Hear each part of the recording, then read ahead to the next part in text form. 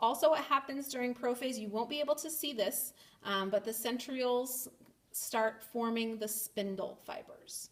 And you won't be able to see this during prophase, but you will be able to see it later. But spindle fibers grow towards the chromosomes during mitosis, especially in prophase. The spindle fibers are important because they're going to basically guide the chromosomes where they need to go during mitosis. So there's a picture on the left of a drawing of what it's going to look like, and then the picture on the right is more like what you might actually see under the microscope. I tell students that if you see a nucleus that has some white dots in it, that is prophase. And those white dots are basically the space where there used to be chromatin, but now it is condensed into chromosomes. They are not going to look like cute little X's. I hate to break your hearts, but they are not.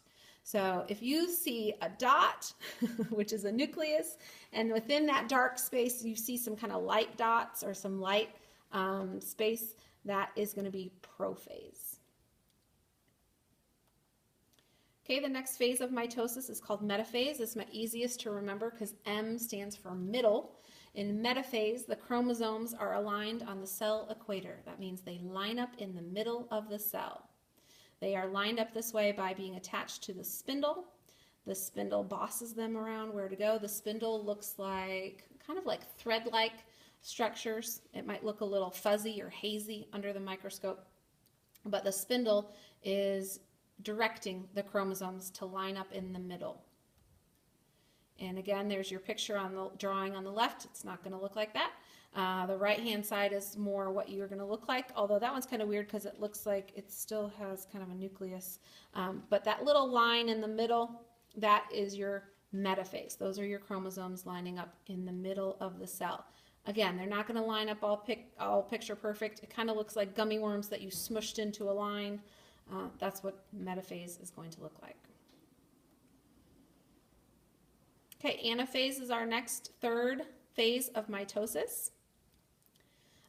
During anaphase, there is an activation of an enzyme, and that enzyme basically separates the two sister chromatids, the two sister chromatids. And they were joined together at this middle portion called the centromere. But during anaphase, they split apart. And so this is really the only phase that we call them chromatids. But it's weird because very shortly after they split apart, we don't call them chromatids anymore. We then call them, here it says daughter chromosomes. So you'll see both, but understand when a chromosome is in that X shape, really what that is two chromatids joined together at the centromere. And this breaks apart during anaphase, one chromatid going to each side of the cell. This talks about proteins that help move along the spindle fiber to help move the chromosomes to opposite sides of the cell. And that's what it looks like. This is the one you may have to look a little harder for because the cell only spends 0.8% of its cell cycle in this phase. But when you see it, it's very obvious. I always say it looks like little V's kind of pulling apart from each other, little fingers pulling apart from each other in anaphase. You can remember anaphase starts with A, and A for away. The chromosomes move away from each other. Okay, last, fourth phase of mitosis is telophase. The telophase is obvious because it looks like two nuclei in one cell. So those chromosomes kind of cluster up or clump up in each side of the cell, and already you're going to see that it kind of uncoil, and it might look like two dots. You might not be able to see those chromosomes anymore. That's okay, but it is still in telophase, and it's in telophase until two new cells have formed. So if it still looks like one cell membrane around, but then there's two nuclei in there, it is telophase. Right after telophase, and usually they get lumped together, but there is a difference, but right after telophase is called cytokinesis. Cytokinesis is the division of everything else. So we've gone through mitosis, that's technically the division of the nucleus, and then right following telophase, which is the end, cytokinesis occurs. It's when the cell divides the cytoplasm and two new cells form. We will look at what that looks like in animal cells.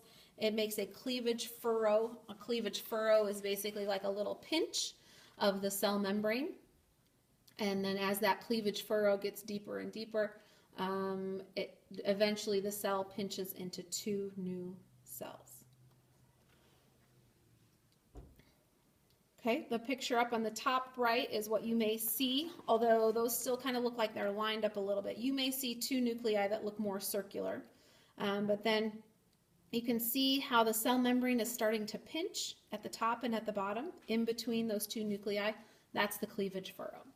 And then you can see it on the picture even better. So where the cell membrane starts to pinch in, that's the cleavage furrow. And at the end of cytokinesis, we have two new cells. Now those two new cells are identical to each other.